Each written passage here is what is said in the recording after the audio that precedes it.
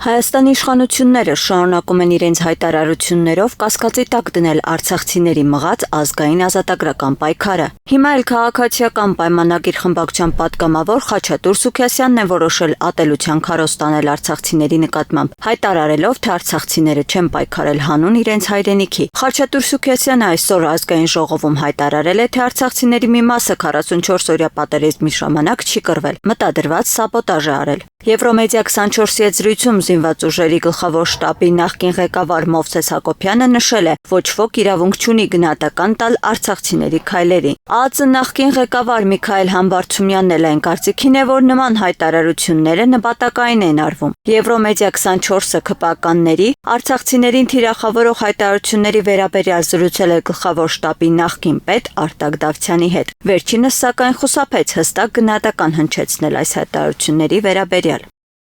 Պարոն Դավթյան, դուք հետևել եք այս օրերին ինչ հայտարարություններ են հնչում արցախցիների վերաբերյալ։ Իշխանական պատգամավորները ասում են արցախցիները չեն կռվել, չեն պայքարել հանուն իրենց հայրենիքի հողի, լքել են Արցախը։ Հետաքրքիր է ինչպես եք վերաբերվում այս հայտարարություններին։ Ոչ դրական։ Իսկ ի՞նչն է ցեզ մղում իշխանության ներկայացուցիչներին, հա, ատելության խոսք տարածել։ Արդեն ուղեք իրենց, հա, դուք ուղեք համար գործողությունների գնահատական երթավորություն։ Ես համար ես պատասխանեմ։ Բայց